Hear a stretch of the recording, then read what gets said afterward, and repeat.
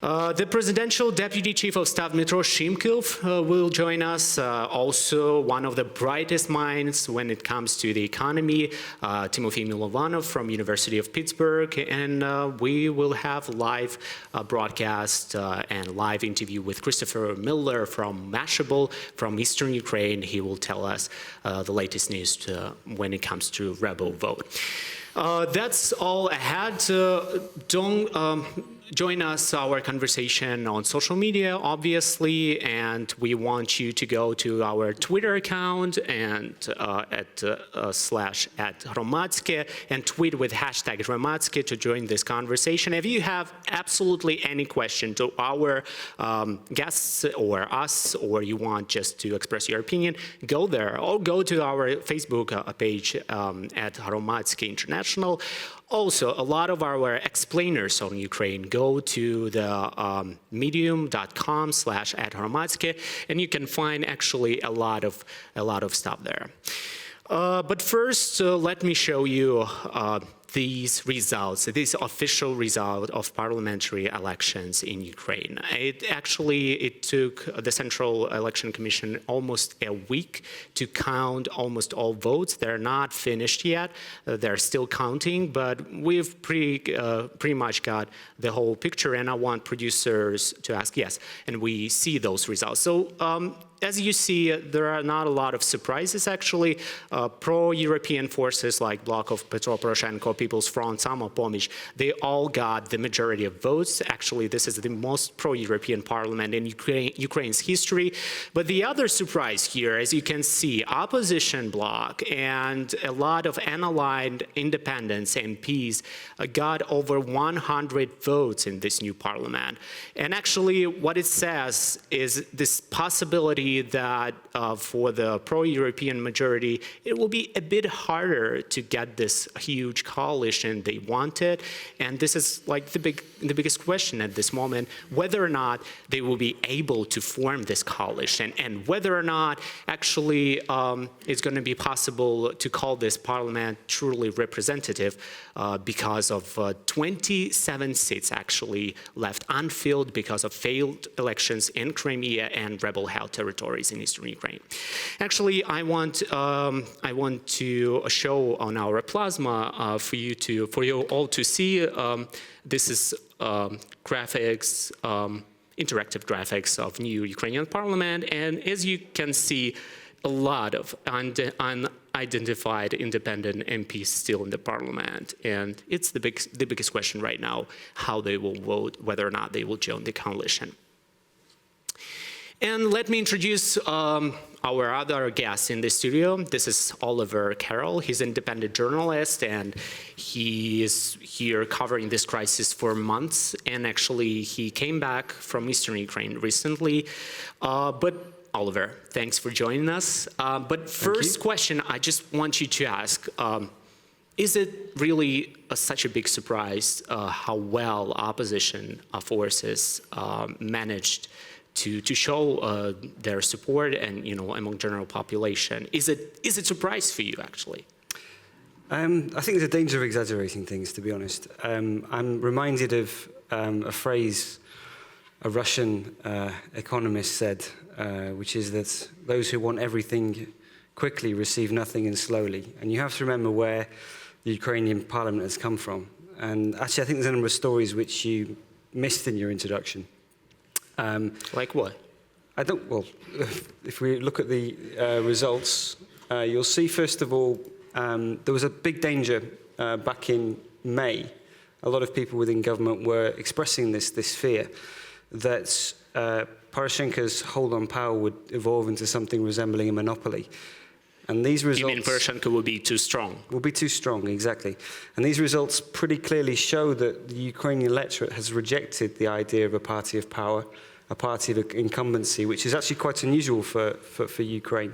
And I just want our producers to get back this graph, the map of Ukraine, and we can see actually on this map this Poroshenko bloc did really well in the south and north, which is kind of surprising. But the majority of votes in western and central Ukraine went surprisingly to Prime Minister's party, People's Front. And also this divide, we talked about that before, divide between eastern Ukraine and the rest of the country is still there, as we can see from how well the opposition bloc did in eastern provinces. And I think that's definitely true. That's the other story we can bring out of this. It's the unexpected showing of Yatsenyuk and Turchyn's Народный Front. And I think the thing we need to read into this is that Poroshenko's peace strategy isn't as yet bought in by the majority of Ukrainians. There seems to be a push away from that. But as I say, I don't think the picture is so gloomy. I think that if you think of Ukrainian politics as a bit of a castle where no one really knows what's going on usually, there's a big moat and mist around it. At the moment, you've actually got a number of new faces, of reforming faces. And the other big surprise is the unexpected showing of Sadovy and his party Samopomych. Actually, could we show this map of previous parliamentary elections in 2012? And actually, I want to illustrate your point that these elections are quite sweeping. It's in Ukrainian, but you can see with the blue color is those provinces, those areas where party of region of previous President Yanukovych did very well and win the majority. And actually, you can see it's almost all over the country they had provinces and areas where the Yanukovych's party did very well. So in a way, it's a kind of a caveat against what you were saying before about there being a clear east-west split, because I think something's changed there. Big changes, new politicians, but a lot of old rules still in Ukrainian politics. And as Hromadske investigative team find out, a lot of parties, old parties and new parties, were involved in illegal campaigning exactly at the election day. Take a look.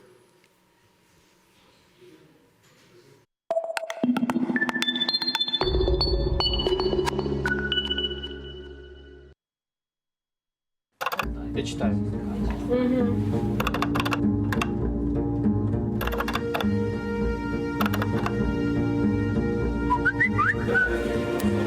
Наш експерт Святослав Роман цікавиться і просить спитатися у блоку Петра Порошенка, Народного фронту, Батьківщини та Радикальної партії Олега Ляшка, чи задоволені вони якістю поклейки бордів на 25-26 жовтня. Попитайте, а?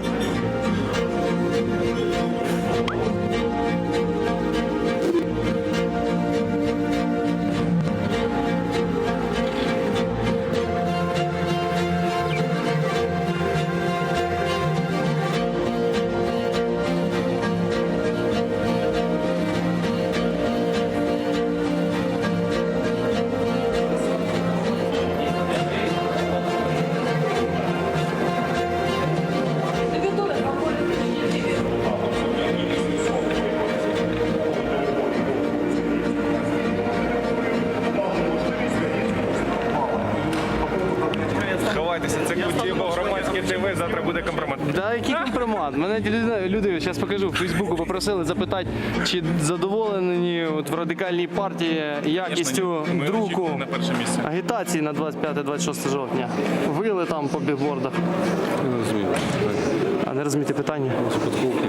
Та це не подколки. Ну, от задоволений тим, що темники, які відходять на ТСН, на громадське телебачення, на жаль, однаково. Про це не задоволений. Ефір закінчено. Понятно. Только здесь не снимать, дружище. Выключи камеру. Да, уже? Да. О! Що там? Це ті знамениті гроші Льовочкіна? Ні, там. Просіть в штабі радикальної партії. Льовочки тут відпочиває в цьому конверті. У нього такого точно немає. Штаб. Тимошенко.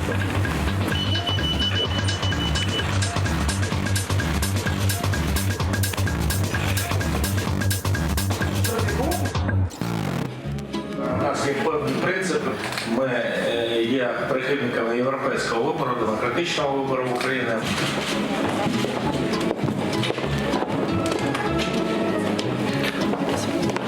Пане Ждане, може ви якось поясните наявність прихованої агітації, яка була 25-го і 26-го? Висять плакати, так? 26 жовтня. 26 жовтня. Тобто це не ваша агітація? Ні, не Батьківщина? Там же має позначив Батьківщина.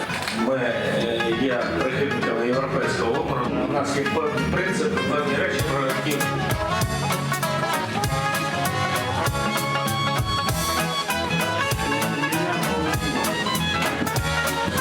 Що стосується прихованої агітації, Я думаю, що в тому дасть суспільство свою відповідь і свою оцінку. Дякую.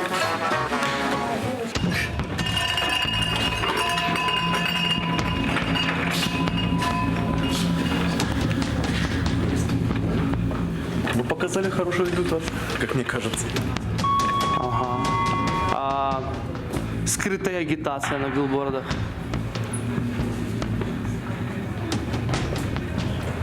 Ну, я не был сторонником этого решения. Но оно не антизаконное, здесь нужно понимать. Ты заходишь?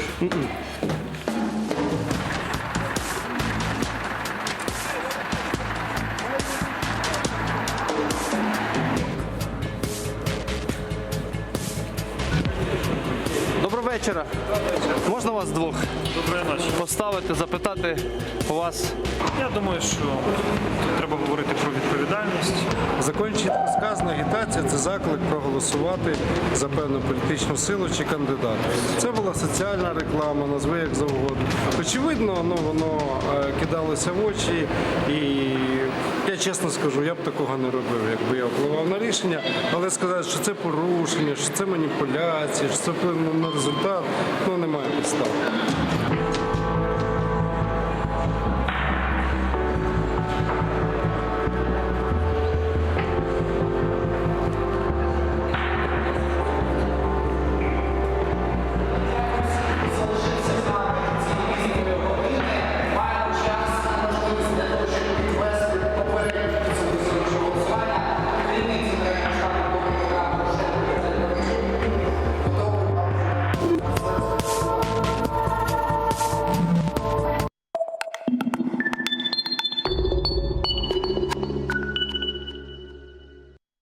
So you can see it wasn't an open political campaigning, but the political campaigning was quite subtle on the day of election. And actually, a lot of observers are saying at the moment that these elections, despite everything, they were the most successful in Ukrainian history in terms of transparency and organizational skills of those involved in organizing the whole voting process. But the thing is how to cement this kind of success for Ukraine. And the only way, turns out, is to go for sweeping and quick reforms that Ukraine needs badly.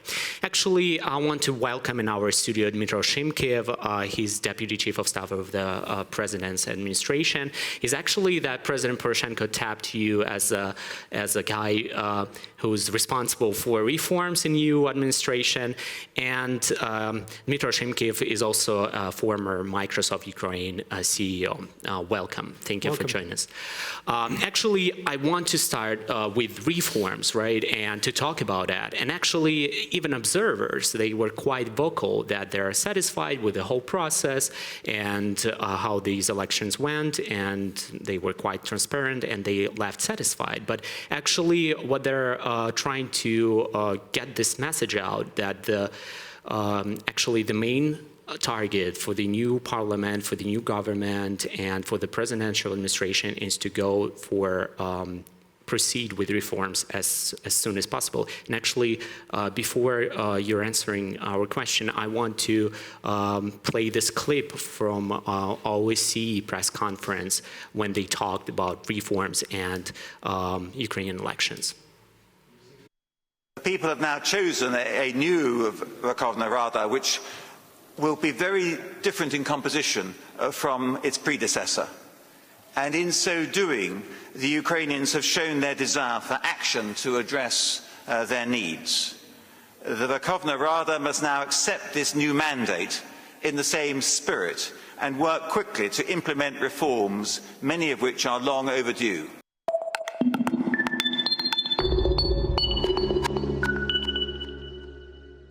President Poroshenko actually plans up to 60 reforms during his administration, and actually seems like deregulation is the word that your administration uses the most when you try to describe all those reforms.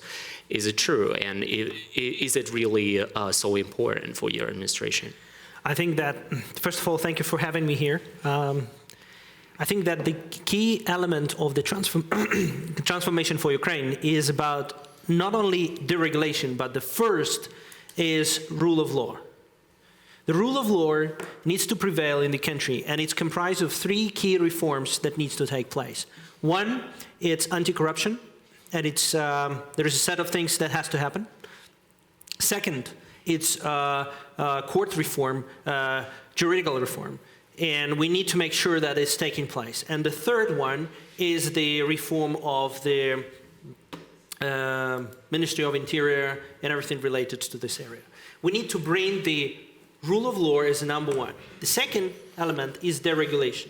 Deregulation is critical for economic development, because deregulation is something that removes the obstacles for the businesses to flourish, investments to come, as well as remove a lot of areas where corruption is taking place. But don't you fear that actually deregulation is that the reason why the whole, a lot of analysts say it's oligarch regime, you know, in Ukraine thriving because of deregulation, because of lack of pursuing the law, because of lack of enthusiasm among Ukrainian government officials to pursue the law, and to actually a lot of lobby groups inside the previous parliament and a lot of, you know, previous parliaments, they were working on how to dismantle the whole this complex structure of regulations that it dates back to the Soviet Union. Well, you're absolutely right that over time, the regulation been built and piled and then regulated over the regulation. When we worked with the NGO Is a Business in Ukraine, they analyzed almost 800 different regulation acts. And when we went down and split it up, which can be done and should be implemented as soon as possible, it's 173. And then we start looking into what can be done with this. And there is a working group going on through one by one.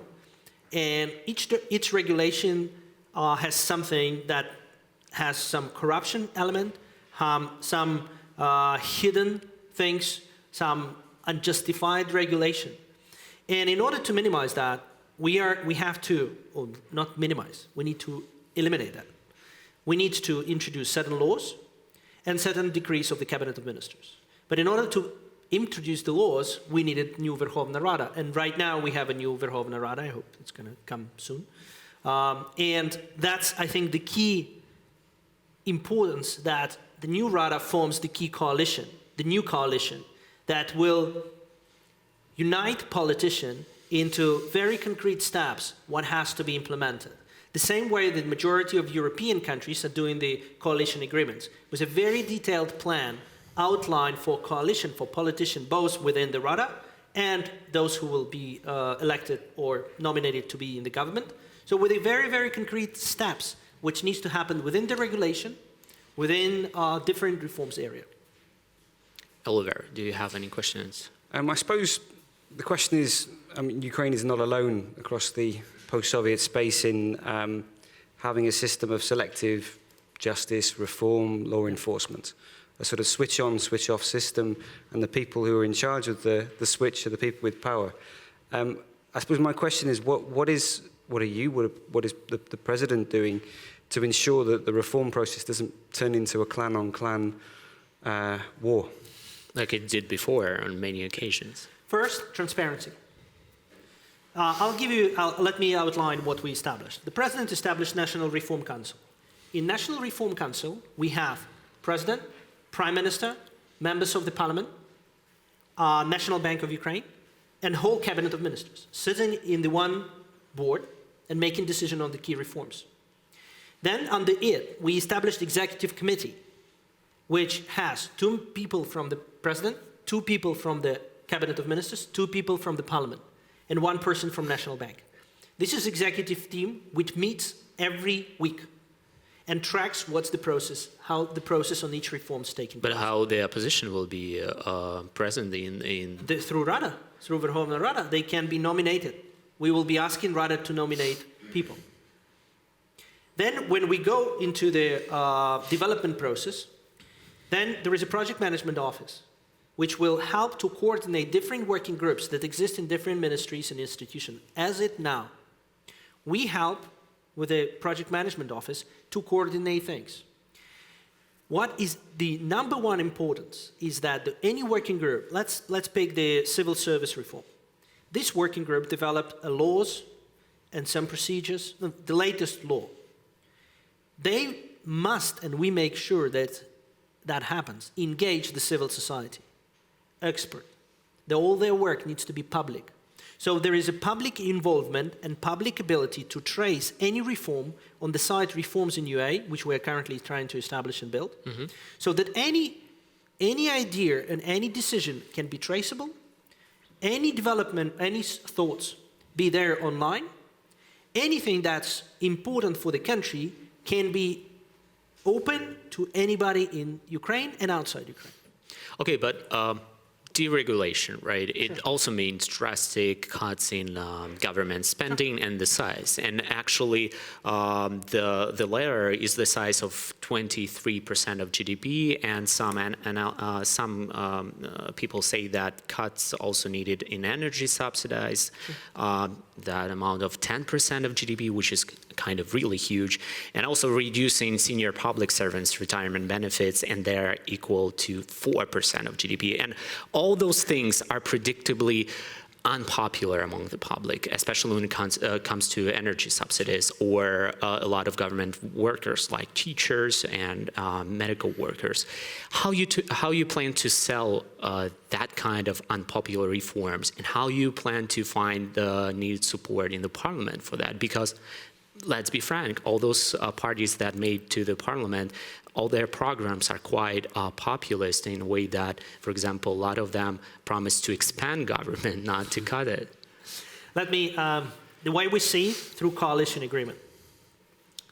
The bloc, Petro Poroshenko bloc, come out with a proposal for the coalition agreement. If you look at the structure of agreement, it's structured actually based on the UK or Germany one, which has the definition why it exists, the probably 20% describing how their coalition needs to be organized, but 80% is actually very detailed list of actions within the reforms. And you have the list of reforms. No, it's there. online. Yeah, and it's online, so anybody can go in and look. And we already received feedback from European Business Association. We received feedback from. We're waiting for American Chamber of Commerce. We received feedback from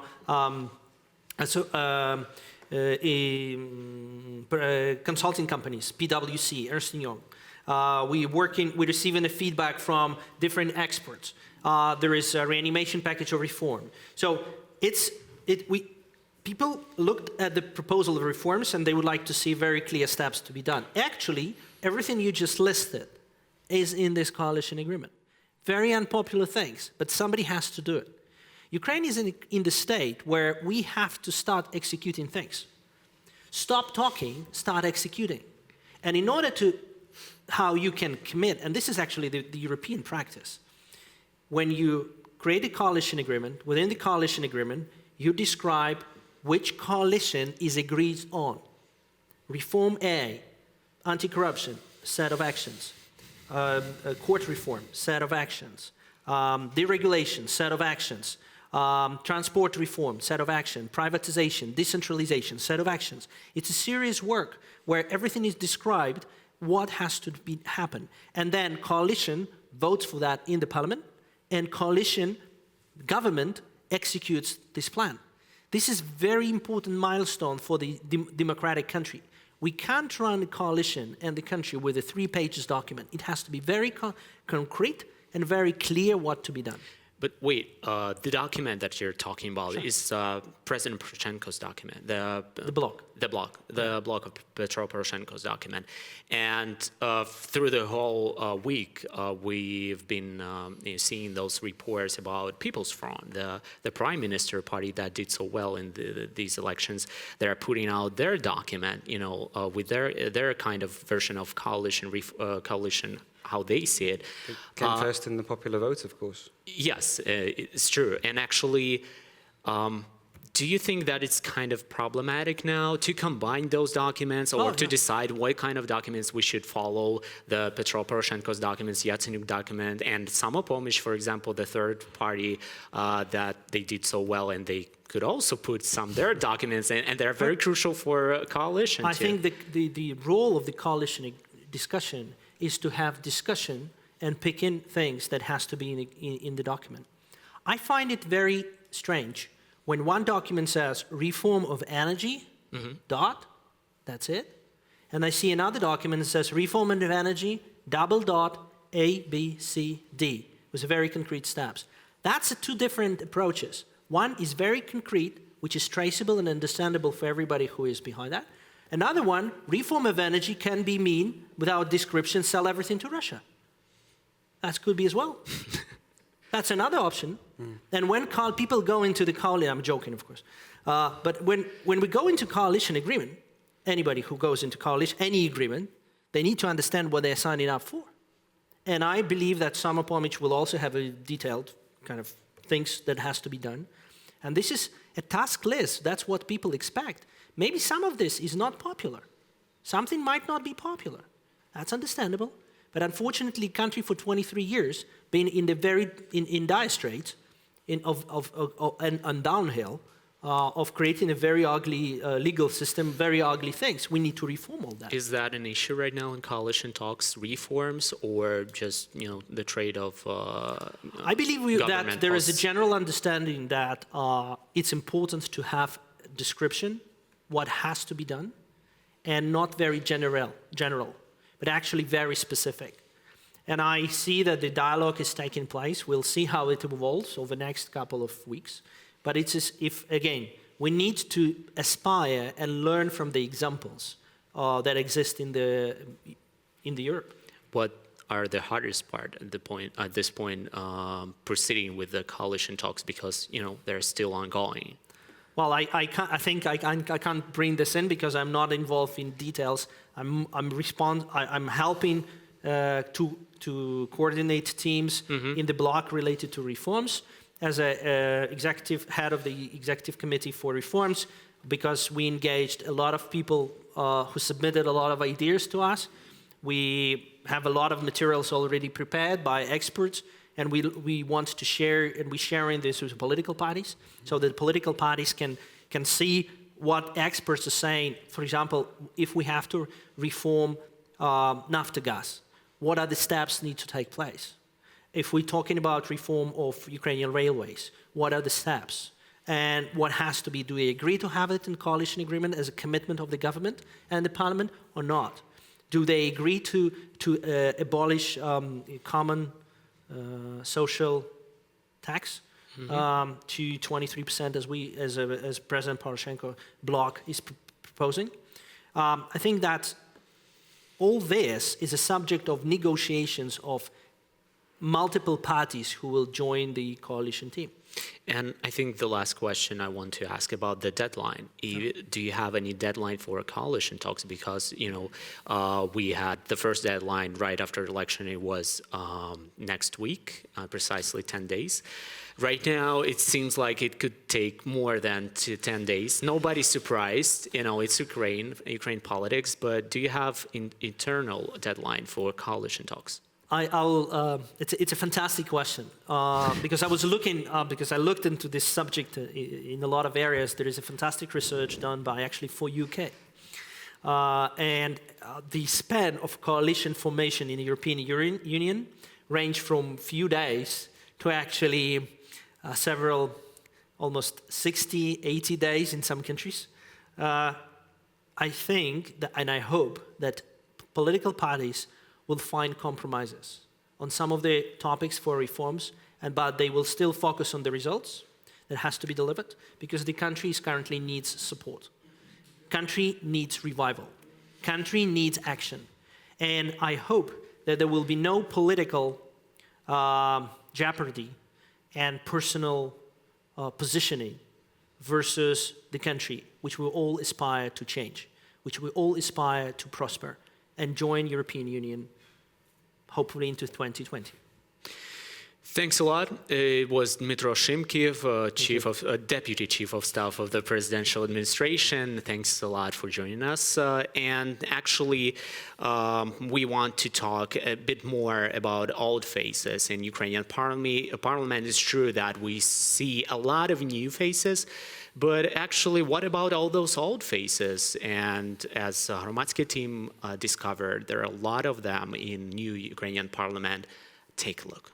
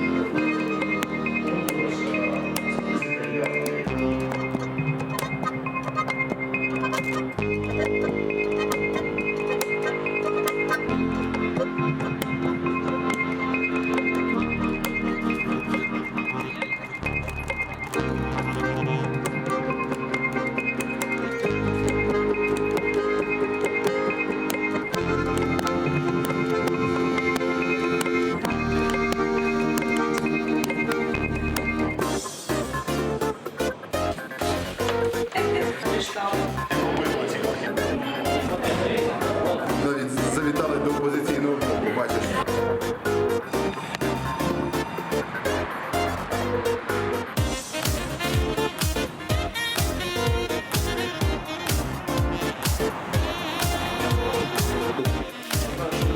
Опа, добрый вечер, добрый вечер.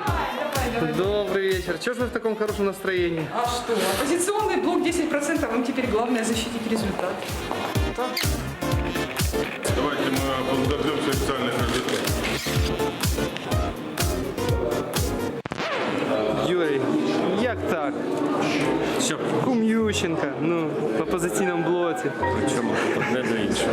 Я завжди робив те, що вважав за потрібне в інтересах України. Я буду це продовжувати робити. Опозиційний блок – це, можливо, один з найпроукраїнських проєктів, в яких я брав участь. Тому що він направлений на збереження цілісності і єдності країни. Взяв би я бандуру, та й заграв, що знав, з великого журу бандуристом став.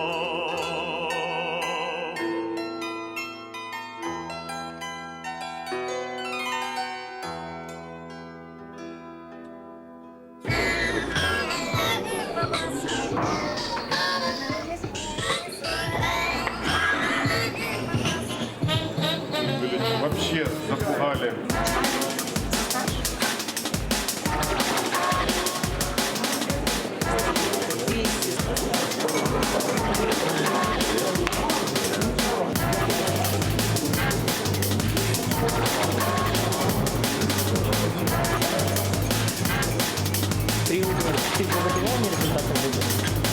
Ці вибори відбувалися в атмосфері шаленого тиску, залякування людей. І я рахую, що влада не зробила належного для того, щоб провести вибори в достойний спосіб. А як вам результат Ляшка? Результат опозиційного блоку.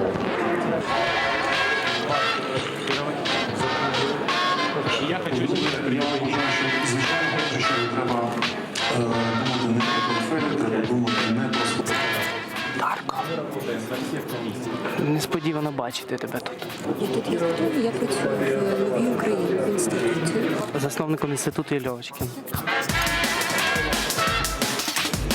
Как вам результат радикальной партии? А какой результат у радикальной партии? Большой. Вы довольны результатом? Спросите в штабе радикальной партии.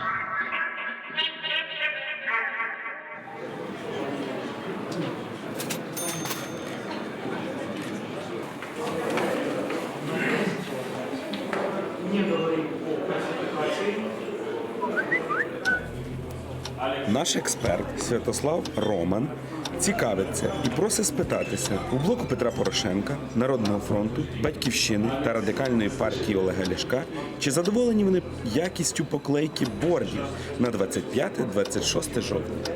Попитайте, а?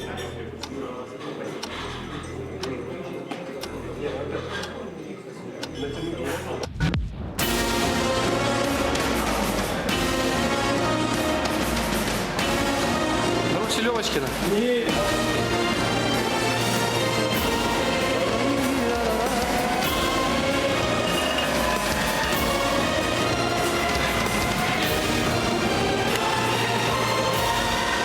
Можно я не буду комментировать? Окей.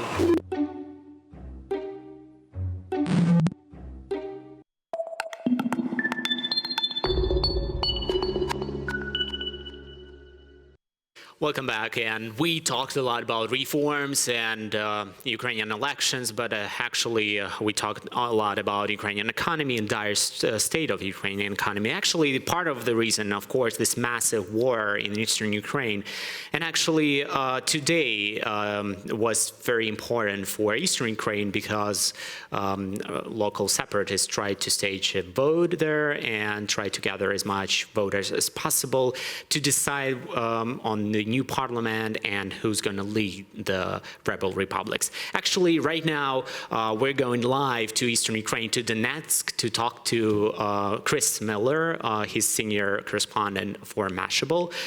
Chris, thanks for joining us. And thanks for joining us so late. No problem, thank you. Just tell me what's the situation on the ground at the moment, and we saw a lot of photos actually of long lines at polling stations, especially in Donetsk, but as we know from previous rebel vote for quasi-independence in this spring, it was easily staged by opening less polling stations than usually. What's the situation there with the turnout? Sure. I mean, considering that there's about half of the population, half the pre-war population in Donetsk here, it was a fairly good turnout. But that said, the images that we've seen certainly make it look as though it was greater of a turnout than it actually was, just simply because the number of polling stations has significantly decreased. And so that's why you're seeing these long lines and massive crowds inside, very tiny schoolrooms, which is where the polling stations have been set up. Just about 30 minutes ago, the DNR exit polls came out, which were not very surprising in showing that Alexander Zaharchenko, the current self-declared prime minister, of the Donetsk People's Republic, is winning with 81% of the vote. Oh, wow. It's two competitors, and the party Donetskaya Respublika is winning over Free Donbass. I believe something to the tune of 65% to 30-some-odd%. And there were just two parties on the party list, right? I mean, on the voting list. Yes, just the two parties. Yes. Oliver, actually, I know Oliver wanted to ask a question too about the situation, how it depends on the security situation on the ground. Yeah. Hi, Chris. Hope you're okay there. Yeah, I suppose that the first question I wanted to ask is, when I was there about a couple of weeks ago, I was speaking to a lot of people on the ground, and they were basically saying that yes, they'd been turned radicalized against Ukraine, but at the same time, DNR was still on probation. I don't know whether you had any thoughts about what the view on the ground was in the polling station. No, that's a good question. I got the sense that was still the pervading feeling. I would say it was somewhere around 50-50, people coming out to vote for DNR versus those coming out voting as simply a rejection of Kiev. But yes, no, that feeling that you were talking about, I think that is still very much in play today. I think the other thing as well is, I was looking at some of the tweets today, and certainly it appears that winter's coming. Are preparations any more advanced than they were 2 weeks ago? Are you not very advanced? No. There's still several regions around the city of Donetsk, or neighborhood districts around Donetsk, as well as entire towns and villages that are without power, without gas heating. The DNR leadership and the LNR leadership have said that they're trying to get these things up and running before winter, but today, during the elections, the first snow fell. So they've got their work cut out for them, no doubt about that. Sure. Did you manage to get over to Lugansk at all? I did not manage to make it out to Lugansk today. I spent most of my time within Donetsk region. We went down to Ilovaisk, several small villages around Ilovaisk, and back up through Shakhtarsk and Kharkiv. The scenes were pretty similar. Like Max said, and like we spoke about earlier, the crowds were fairly large in very tiny polling stations. In Donetsk, there were some long snaking lines at two of the first schools that we went to in central Donetsk. The station in which Zaharchenko voted for bright and early this morning. Actually, the voters were greatly outnumbered by journalists and gunmen standing guard. Right. Actually, Chris, one thing I wanted to ask you actually about these rumors of military buildup, right? And we saw a lot of photos and videos from yesterday, from today, of identified military trucks, so some of them with military equipment. Do you see anything like that on the ground? Could you verify? Have you seen this by yourself? Yeah, over the last week, we've seen 3 or 4 large military columns move in. And that isn't counting the Russian humanitarian aid convoy.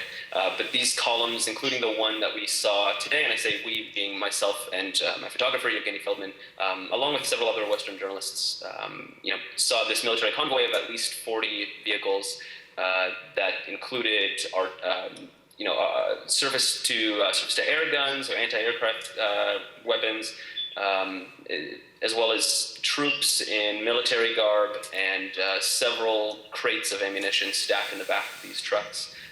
Most of them were covered, but they would have a flap open in the back where you could see in. They were so big, these columns, that it would take 2 or 3 minutes for the entire column to pass through. And this is the third or fourth in the last week. We didn't see these 2 weeks prior, leading us to believe that there is some kind of military buildup. Whether it is to launch an offensive or just build up defense lines, is unclear. Okay, thanks a lot, Chris. I'm sorry, I think we have some technical problems with the Skype connection, but again, thanks a lot for joining us, and stay safe there, and we hope to hear from you again. Thanks a lot. This was Chris Miller from Mashable. He's senior correspondent there. And actually, Oliver, as we heard, he also saw a lot of military buildup in Donetsk, and we see a lot of actually photos, as I said. And actually, I want to show also this video that some people actually filmed in Donetsk, as I understand, right? It was yesterday, this long line of unknown military vehicles without any number plates, and actually they're just like they're just heading towards downtown Donetsk. What do you think of that? Is that really something we should worry about, this military buildup, apart from those news that something is going on the outskirts of Mariupol, the Ukrainian last stronghold? I'm just looking at this convoy, and it's the first time I've seen this video. I mean, it seems pretty modern vehicles, actually. It looks massive. I guess it's not humanitarian convoy. No, I guess not.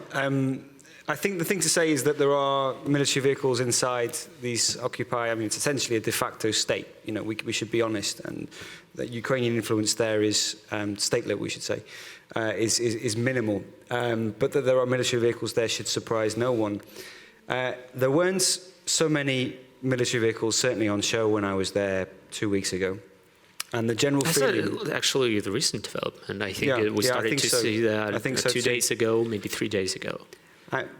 There was certainly a lot of debate within both DNR, Donetsk People's Republic, and LNR about what is the best path, given that winter's arriving, given that preparations aren't going well, given that there's problems with electricity. Do you consolidate and then push on? I think everyone was agreed, pretty much everyone I spoke to was agreed, all the commanders, that an advance was necessary to retake at the very least Lugansk Oblast and Donetsk Oblast. But there was a split in terms of the timing. They always want to advance, but it's not up to them to decide. Actually, it's certainly not up to them. It's very safe to say that it's up to Russia to decide whether or not there's going to be a massive advancement, because the last time we saw they left up to the rebels to decide military issues, and rebels lost the half of their territory. Exactly. The counteroffensive, which started in sort of mid-August, around the time of the humanitarian convoys, was very definitive and compared, but rather clearly with what happened before, 2 weeks before. For 3 minutes, they're just driving by those streets. This is a serious convoy. It's a huge convoy. Yeah. Actually, and quick question before we go for our next segment is actually this rebel vote. What do you think? Is it... will it help them, as they want, to legitimize the frozen conflict, right? To make it really frozen with the help of elections, or will it have any legitimacy? I mean, it's definitely unrecognized by anyone except Russia, and that's the question: will Russia even recognize that? I think Russia will recognize it. It's given every indication that it has. And I think that the project at the moment is to do their best to legitimize these new structures, statelets. And they've brought in international observers, inverted commas, with marginal, generally, figures from the European far right and Abkhazia and Russia and so on and so forth. Some of them were neo-Nazis, so it's not only far right. Which doesn't exactly tally well with the idea of fighting the fascists in Kiev. But, we're open to all kinds of interpretations. Okay, and I want to finish with this actually quote, and please put it back on the plasma. Active voting today appears less a wholehearted endorsement of the DNR, the next National Republic, of whom many remain suspicious, but an angry rejection of Ukraine. That quote from Sean Walker from Guardian. I think that's the crucial point. As winter's coming, the feeling I got was that DNR, LNR are on probation, and if things go badly, if there's a humanitarian crisis, and DNR, LNR don't manage to blame it wholly on the Ukrainians, then they have a problem. It's true. I saw today a lot of patronizing comments when we saw those pictures of vegetables being sold right at the polling stations with with ridiculous amount of money, almost for free, and people starting to write on social media like, you see how they buy those votes. And actually, if you see those photos, people who came by to buy those foods, it's just like old people, and they're barely surviving there for months. They don't have any kind of food and any kind of support, not from the state, not from Ukraine, not from Russia, especially the situations worse in Luhansk, because Russia cares a lot, Donetsk a lot, but not about Luhansk. So it's because their loyalty is fairly clear already. It's huge. I think you should probably add that it's not actually just a problem inside the territories controlled by the separatists. Oh, no. It's actually as much a problem sometimes on the other side. I think a lot of people have been caught in the middle here, and especially pensioners. In some of the border towns around Lugansk, for example, they've waited many, many months to get their pensions paid, and that seemingly isn't the best way to go around winning hearts and minds. Sure. So that's a big question for you, for It's Ukraine true. there. Okay, so now we are going to wrap it up this segment on Eastern Ukraine elections. And actually, we want to go for this report from Eastern Ukraine, how former fired government of Donetsk province became a member of parliament. And actually, this report from Hromadske highlights a lot of problems with Eastern Ukraine voters and their general disregards towards politics and the level of trust towards Ukrainian institutions of government.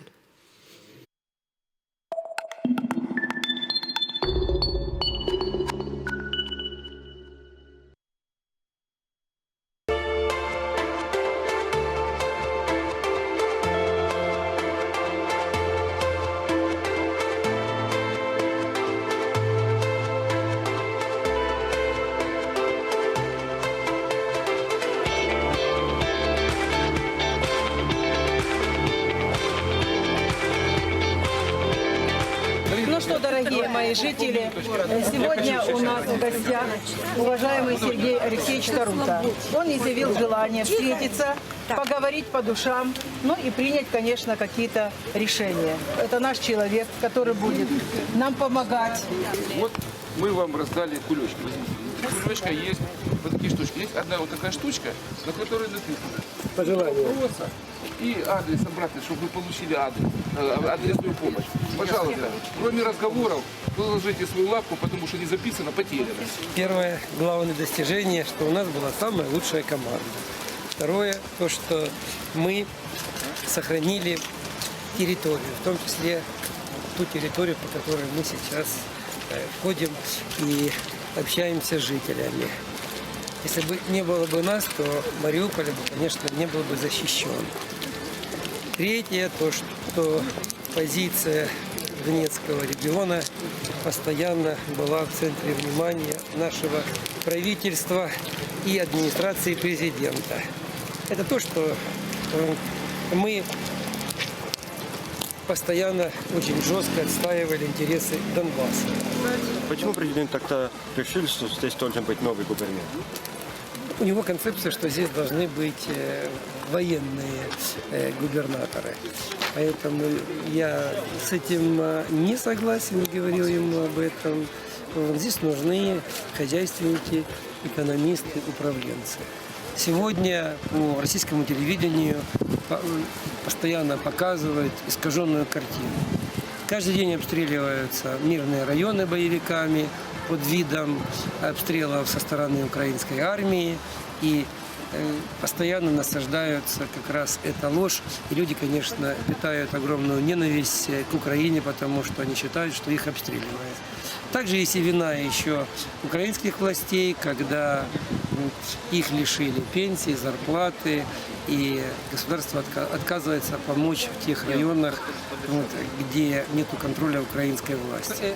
Целенаправленно обстреливают, целенаправленно разрушают. Кто уничтожил водовод? Водовод уничтожили боевики, специально расстреливают. Мы его постоянно в течение 2 дней восстанавливаем, они постоянно расстреливают. Им нужна картина хаоса. Она только позволит им рассказывать, что здесь украинская власть им не помогает, ее надо ненавидеть. Поэтому это такая целенаправленная стратегия, которая идет по созданию геноцида. В их понимании. Потому что это часть этой внешней операции, которая происходит сейчас на востоке Украины. С кем вы планируете сотрудничать в новом парламенте? Со всеми здоровыми силами, которые будут делать реформы. Абсолютно вопрос не стоит. А это сегодня будут показывать? А по какому? Hromadske! Hromadske! Hromadske! Есть, смотрите, есть.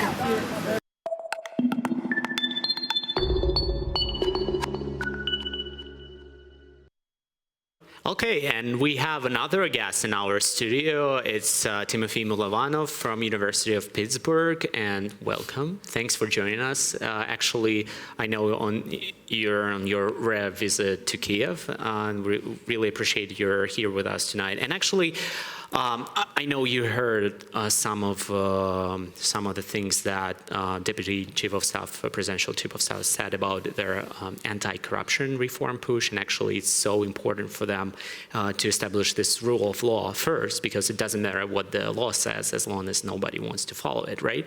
And I know we, with your project, Vox Ukraine, we did a terrific collaboration on some articles, and actually I want to highlight this article about corruption. Ongoing Ukraine reforms will not end rampant corruption. However, one alternative approach can. And actually, what it says that, you know, maybe it doesn't matter what the law says, but maybe it's better to empower Ukrainian citizens, actually, rather than political institutions. Like Shymkiv said, they want this anti-corruption bureau, a vast, expanding institution. But maybe it's better to empower Ukrainians. For example, like in the US, they sue on the behalf of the government, and they have a legal right to do that. What do you think about that? Is it a workable solution for Ukraine? It's hard to say. But I think is it worth to try?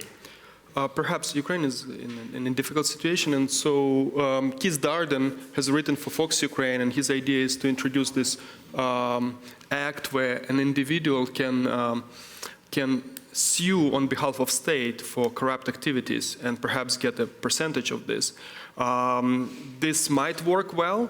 This might backfire because it could be used to legalize certain corrupt cases, because we cannot investigate certain cases twice. For instance, if you and me are buddies and you commit corruption, you can set up a court, a judge, and myself that I will sue you, and that will be over. On the other hand, we hear about waste, we hear about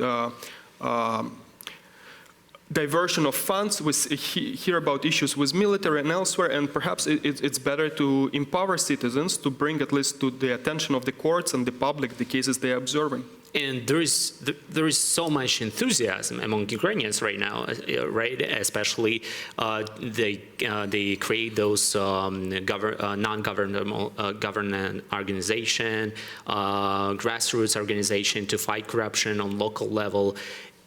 It makes sense to empower them, to make them more powerful in the courts, right? And because the whole state cannot manage. That's right. So the problem is with the courts.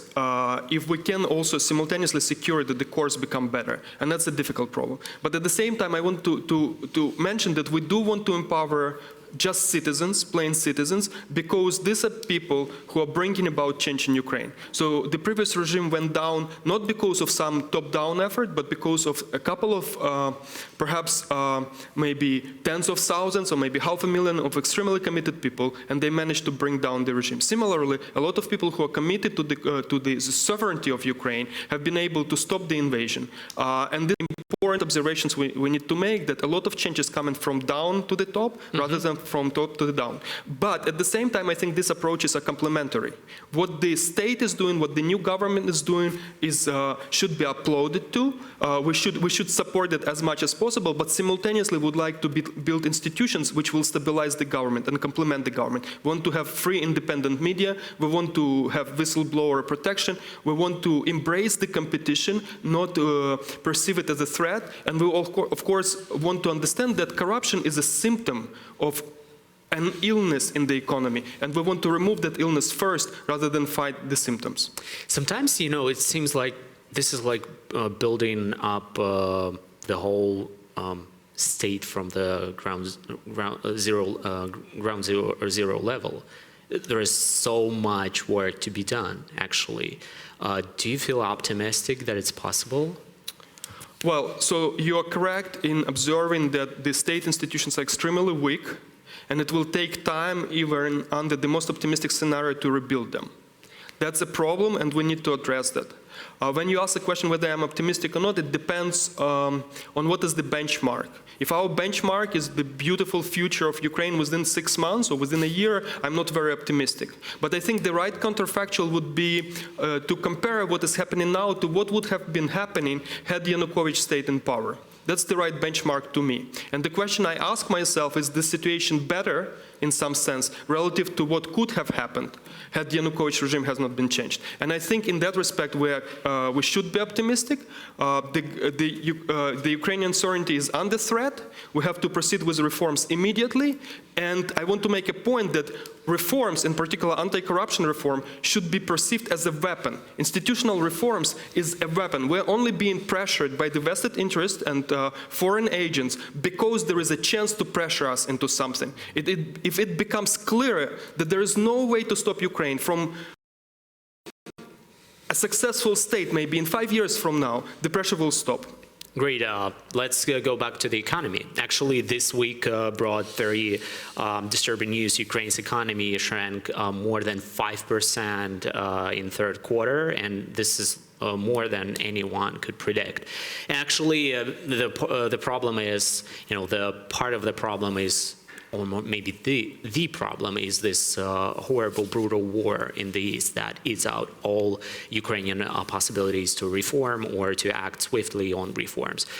How do you see the way out of this situation? Because the Eastern Ukrainian war will not end soon. It's obvious at this point. How in this kind of situation, this country could reform itself and fight this very expensive war? Well, we have 40+ million people, and only few of them, if in percentages, are fighting in the East. Only few of them, again in percentages, are contributing to the war. So we have enough people to conduct reforms. The war should not be an excuse not to conduct reforms. Instead, the war is actually, in some senses, our chance to conduct reform, because otherwise the resistance of the vested interest would have been more significant, and now the country doesn't have a chance but to reform, because otherwise we won't be as a country, as a whole country. So in some sense I think we have better opportunities now to reform than we would have otherwise, but that's of course bad news that we're in the conflict. Actually, I want also to highlight the other collaboration between you and Hromadske International and this article about the Ukrainian crisis and Ukrainian economy and how the war pushes to the end. But it has a very positive background, 4 steps how to avoid this failed state in Ukraine. And actually, they're quite easy. It's sharing military costs. It's cutting staff of law enforcement bodies, and also the reform of law enforcement institutions is pressing matter. And also outsourcing judicial system, which is I find it amazing. I like this part very much. It's very unusual, and I think it looks workable as a workable solution. And the last one, strengthening protection of the poorest. Actually, Tymofiy, I want to ask this question on the economy. Do you see that the situation could get even worse in coming months before it gets better? I understand that we need reforms in Ukraine. Government needs to act on that. But is this the lowest point, or it could go even lower? It can get worse, much worse, and it probably will get worse. So I think in the short to the medium run, Ukraine is in a very difficult position. It can basically dissolve the country. Reforms are going to be painful. It's still an option. It's still a possibility. It is a possibility that it will fall apart, yes, of course. And there are multiple ways in which that happens. Whenever the government and the political forces do something which is not supported by people, try to cut deals and don't engage people, that creates a dissatisfaction and vacuum. And where is the biggest vulnerability? Vulnerability is whenever people feel that there are some political issues, some deals behind the doors are being made, they get dissatisfied with the new forces. The moment that happens, people who are interested in weakening Ukraine immediately move in to fill in that vacuum. We observe a little bit of that based on the results of voting, that some of the areas voted, despite low turnout, not as well as we would have liked. Imagine what would have happened if there were big turnouts in some of those areas. And imagine what happens if people become disillusioned even more with the situation. When you say voting, not exactly how we'd like, George, I mean, obviously that... Well, it depends on your position, which party you support and such, sure. Whether you want coherence to moving towards West or you want to reconciliation. But the opposition bloc has gathered sufficient votes, and as a country we need to decide what we're going to do, whether we're trying to fight people who support the opposition bloc and why that's happening, what can be done to undo that, or if this is the situation which will become even worse and we will be forced to reconcile. Do we want to reconcile? Do we want to, what are we going to do as majority with the minority which is not supporting the majority? That's a problem always in a democratic country, and then there is an issue depending on the economic crisis which is likely to worsen because we have a neighbor which is extremely economically powerful and constantly keeps to take initiative and plays us. They are okay with the deal now, they might cut it tomorrow. So if the economic situation is worsened substantively, if Kyiv becomes cold and there are protests and such, what will happen to the support of the opposition bloc? And how are we going to deal with that? What happens if people are going to protest lack of gas or electricity or heat on the streets? And we observe some early signs of that. Mm-hmm. So what is going to happen? What will be the reaction to that? And I think that's a serious danger. And the problem with the reforms is we need to do reforms. They're going to be painful. They'll make people hurt. People will hurt. And unless we can complement them with some political will which shows where we're going, people should be talked to, we're in danger in the country too. And it's catch-22. We cannot not do reforms, and at the same time, if we do reforms, we're risking a lot. Thanks a lot, Tymofiy, for joining us. And actually, I want to finish this segment with this quote from a great article. It has the name "Ukraine's Last Chance" by Leonid Bershitsky. It was in this week's Bloomberg Business Week magazine. And actually, it says, he says that now that Ukraine's electoral battles are over and the conflict in the country's eastern regions is frozen, one of three scenarios could unfold: quick and painful economic and regulatory surgery, a slide into Russia's suffocating embrace, or chaos as gangs of former volunteer fighters from the Eastern War go on the rampage. And actually, Leonid also highlighted the lack of reforms from the Ukrainian government. For example, this very famous fact that President Poroshenko is still a billionaire and he hasn't acted on his promise and to sell his all businesses once in office. And also, we have a number of corruption scandals actually at the moment, for example, with the involved Prosecutor General Vitaly Yarema. We will see what will happen with the corruption reforms. Still, the war is more pressing matter. We have special report from the outskirts of the Donetsk International Airport, which is kind of the main battlefield for now. Despite the ceasefire, the battle for the Donetsk Airport is still ongoing. Take a look, a rare look inside what is going on there.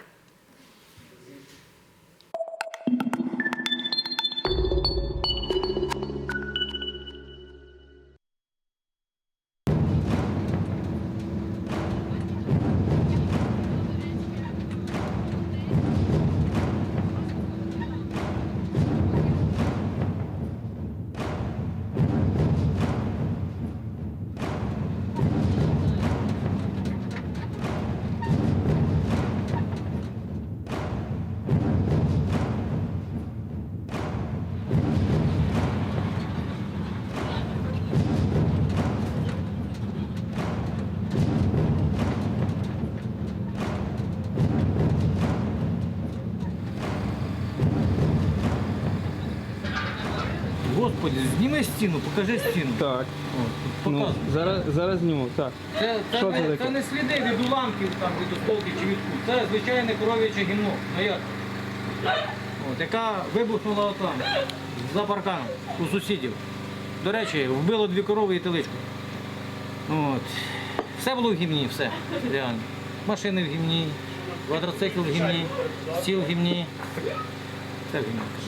Ну, все поприбирали, ми ж не будемо по гімні ходити, звичайно. Ну, стін не шкрібали, це як пам'ять Пікассо така, знаєте.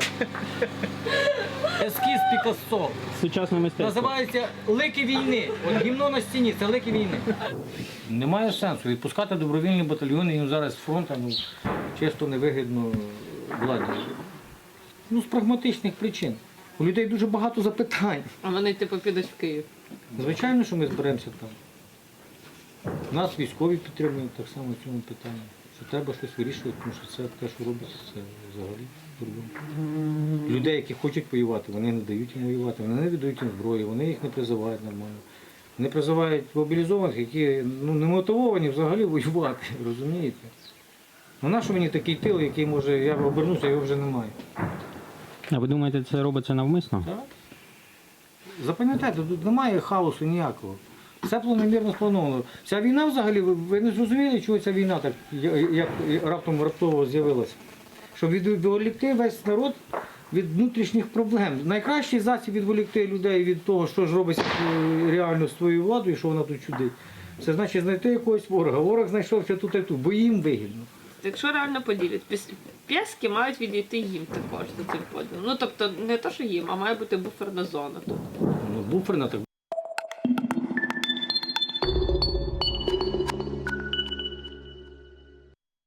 And now we have our regular segment Media Monitor with Dmytro Shymkiv. Thanks a lot for joining us. And actually, what's interesting foreign media and Ukrainian media this week showed us. Yeah, the international media, of course, worldwide are continuing to discuss Ukrainian elections. I would like to point to an article in The Guardian, which is an editorial in The Guardian, which is basically making the same estimations as before the election, saying that this is a victory of pro-Western, pro-European forces, and that not much remains, this is a quote, not much remains of Ukraine's old politics.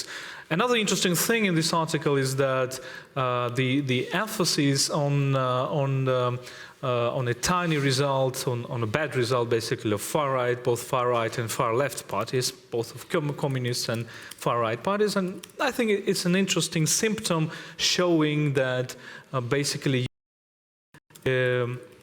despite the fact that this is a country at war, at a great tragedy, is basically Ukrainian society is not that radicalized. So all these fears that Ukrainian society will be radicalized are basically wrong.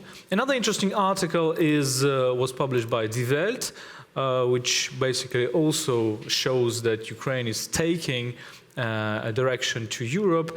But it's interesting, another point which is made on which we can discuss here in Ukraine. I think it's a very interesting point that basically the article is saying that political division of the country is still strong.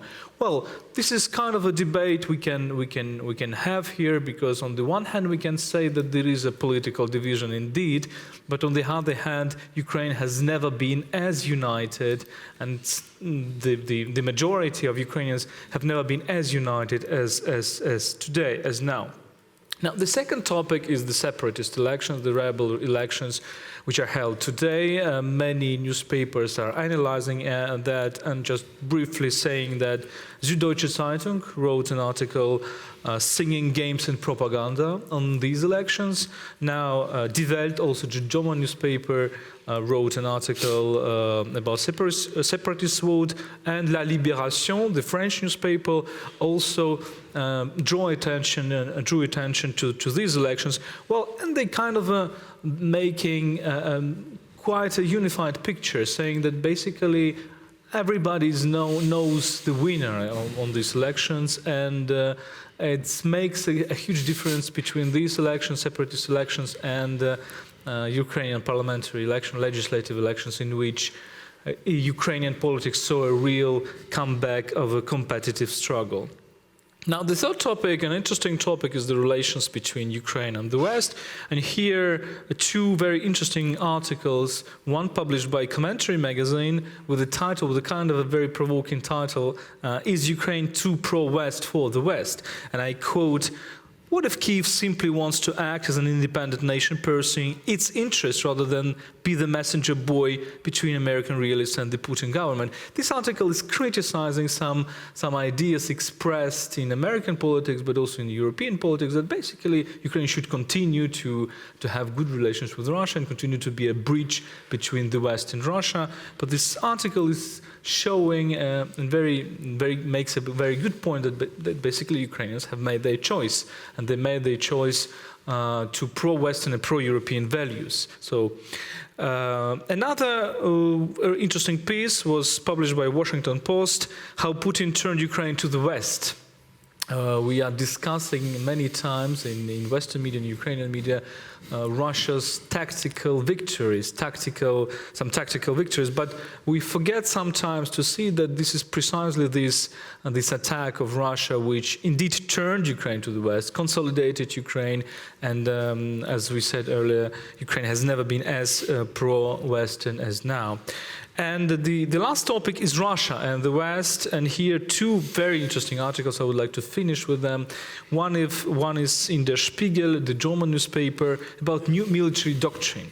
And here we are expecting a new military doctrine of Russia to be adopted in December, and some very dangerous things can be there. For example, the author of this article is saying that Moscow will possibly clearly name its strategic opponents or its strategic enemies, and it will be USA and NATO.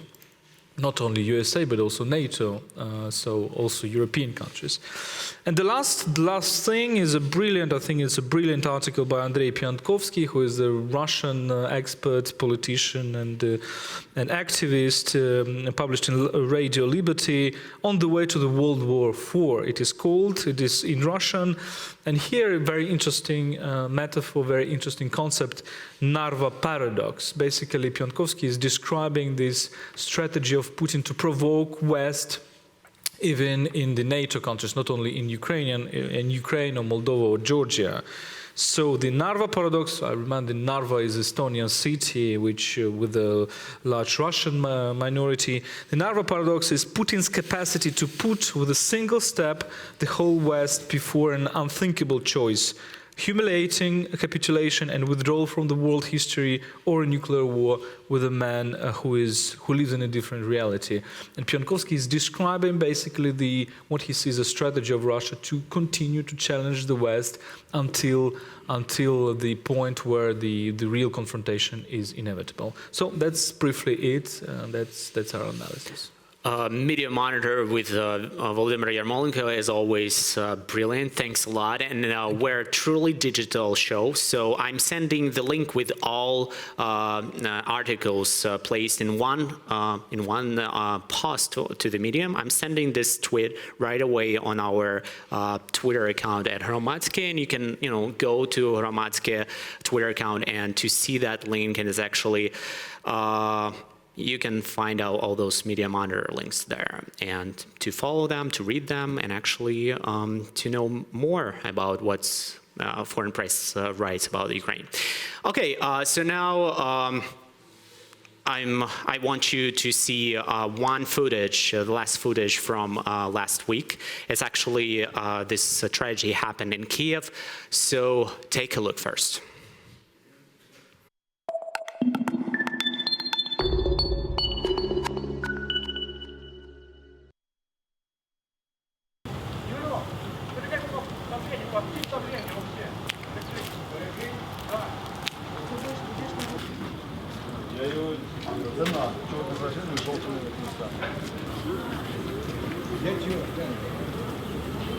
Пожар был, пожара уже нет. Пожар потушили. Кто тут працює?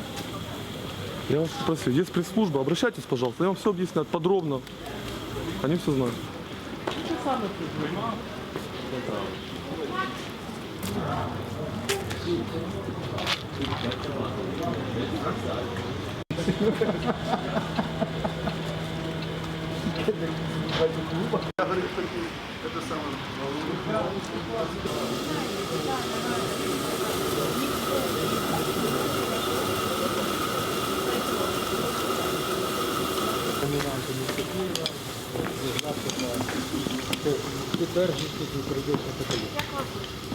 Олексій Олексійович Ковротенко.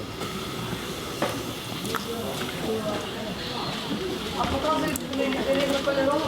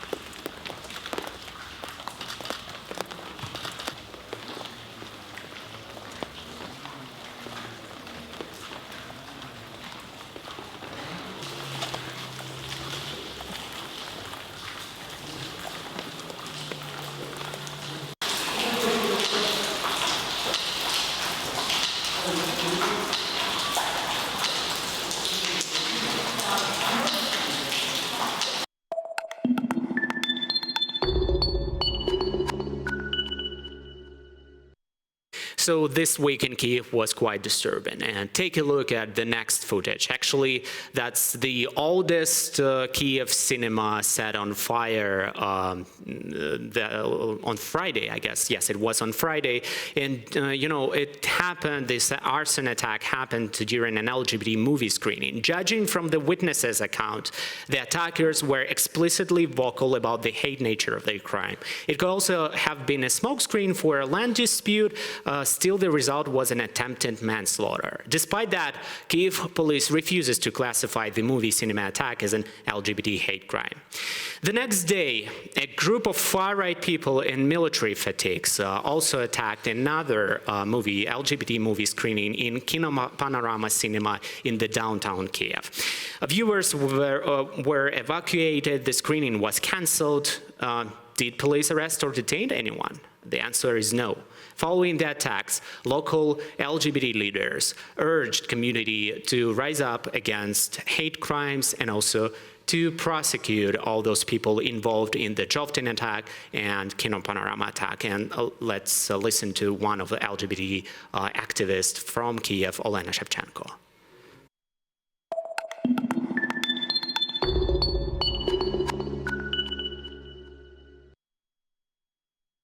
Во-первых, я хочу поблагодарить всех, кто сегодня сюда не побоялись прийти. Я вижу очень много светлых, умных лиц, тех людей, которые готовы поддержать даже ЛГБТ-сообщество, любые другие группы меньшинств, которые страдают сейчас в Украине из-за гомофобии, трансфобии, нарушения прав человека. Я в этом году представляю жюри «Солнечного зайчика». Это программа Санни Бани, которая демонстрировалась в кинотеатре «Жовтень», когда произошел поджог. Был ли это рейдерский захват? Была ли это гомофобия? Прикрывались ли эти люди гомофобией, чтобы произвести рейдерский захват? Это очень важные вопросы, на которые должно ответить расследование. Расследование должно быть прозрачным. Мы должны видеть его результаты. Я хочу еще раз вам напомнить, что нельзя позволять нашей власти, нашим правоохранительным органам оставлять такие преступления безнаказанными. Это не первый поджог. Я думаю, многие из вас помнят, что пару лет назад галерею «Я» подожгли и спалили из-за того, что там была презентация 100 страниц Содома. И это не закончится, если мы все вместе, консолидированно не выступим против подобных преступлений. Преступления на почве ненависти, ненависть к людям из-за того, что они отличаются от условного большинства. Таким преступлениям в нашей стране не должно быть места. И мы должны вместе консолидированно заявить свою позицию, наконец. Поэтому я сейчас выхожу сюда и говорю, что мы поддерживаем, в том числе ЛГБТ-сообщество. Я выхожу с радужным флагом. И я знаю, что многие из вас поддерживают ЛГБТ и принадлежат к этой группе. Я прошу вас не бояться выходить и заявлять о своих правах на улицу. Жовтень! Жовтень! Жовтень! Жовтень! Жовтень! Жовтень! Спасибо!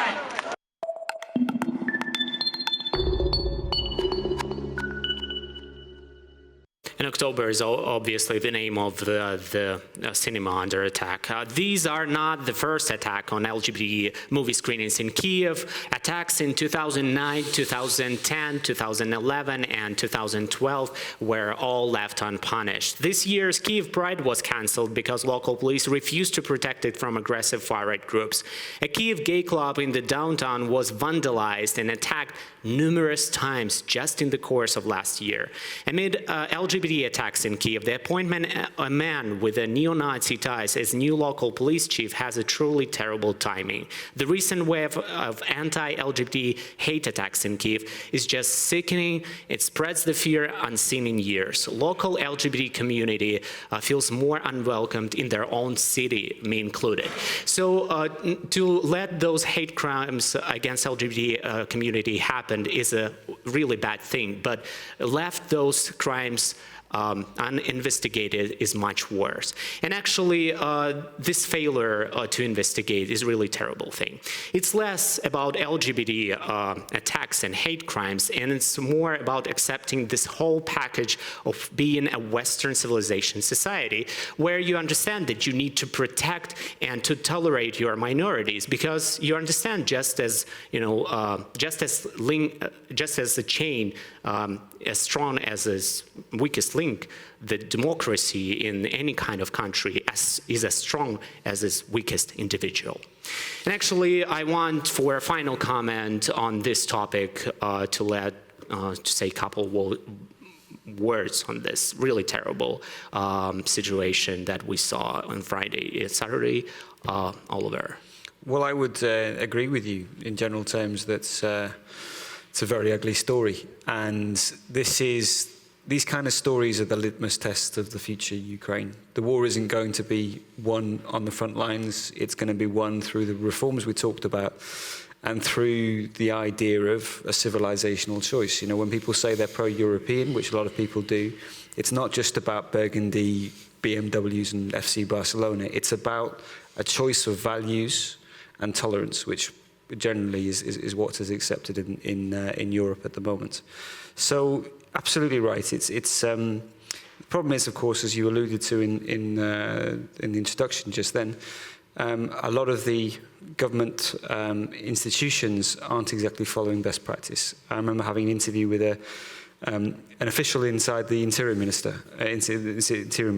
and I was asking him about the far-right symbols of Azov Battalion, and his response was incredibly aggressive. So if you want to give us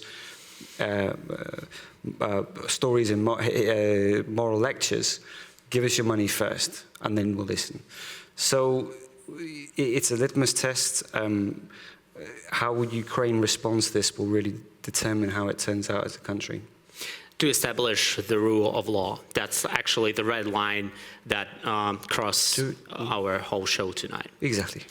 That's all. Thanks for joining us this week. Actually, go on our Twitter at Hromadske or Facebook page. You can just search at Hromadske International, and we will post all the most important, most interesting clips from this program later. And actually, go there, tweet with #Hromadske, ask us any questions.